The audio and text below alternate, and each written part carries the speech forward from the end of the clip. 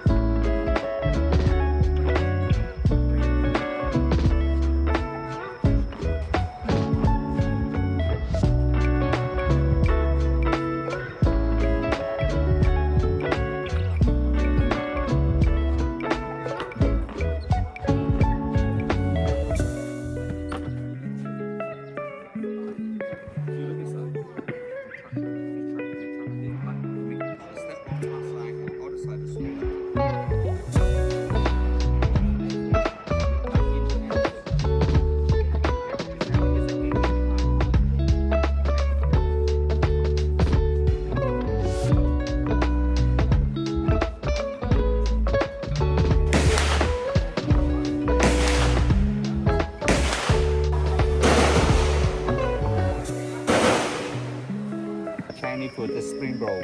Yeah. But Vietnamese, this is the new one. New one.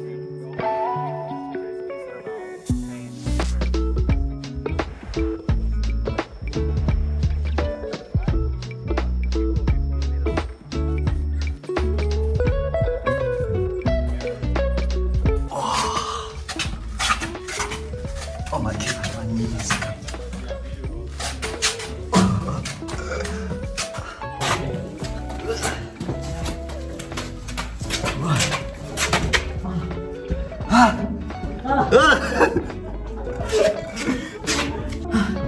My knees, man. It said this is 20 meters. Okay, I think we're good. First left. Oh, freedom. Hey. Easy, right? Yeah. Definitely not easy. Oh my gosh. Oh my gosh. Hello. I survived.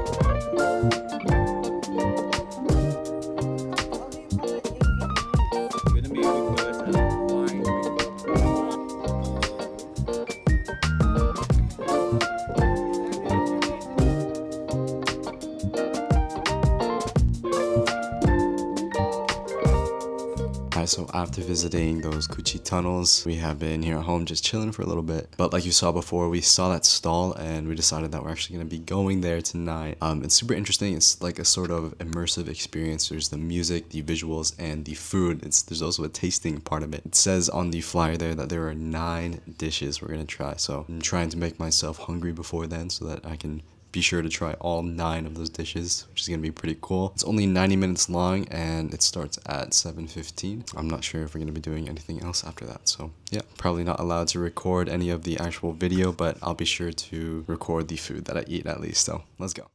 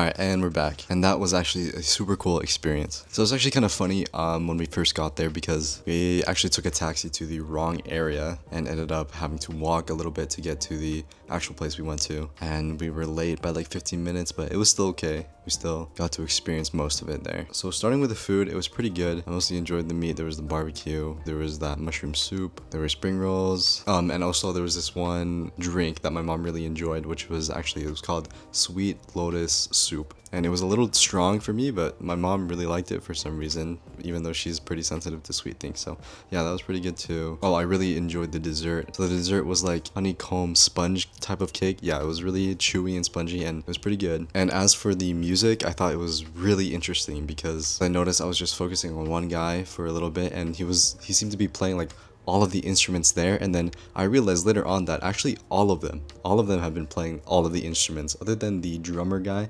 He's been on the drums the entire time pretty much, but also the flute guy, he was mainly on those bamboo flutes the entire time as well. But as for all the other people, they were switching around instruments the entire time. They played like 12 pieces and they kept switching between instruments, so it was pretty cool to see that. I should also mention that when we got there, we actually got front row, so we did get a good view right there at the front. So yeah, earlier this morning at the Kuchi Tunnel, that was also a great sobering experience to look at. My mom especially was getting pretty emotional there, just thinking about all the war and what the people had to go through during that time. So one funny thing about that place though was our tour guide. He was really cool. He seemed more like an uncle rather than just a tour guide. It was really funny because he was sharing his life advice sometimes. It was mainly just like teasing, like if you have 2 girlfriends, be sure to be careful about your perfumes, because if your perfume is still on from one girl and then the other girl finds, then it's going to be bad. I don't know, stuff like that. It was pretty funny. But a good advice that he actually shared was with street food, and actually all the food here in Vietnam. He was saying that it's better to be eating street food rather than going to a restaurant and having the food there, because with street food you'd have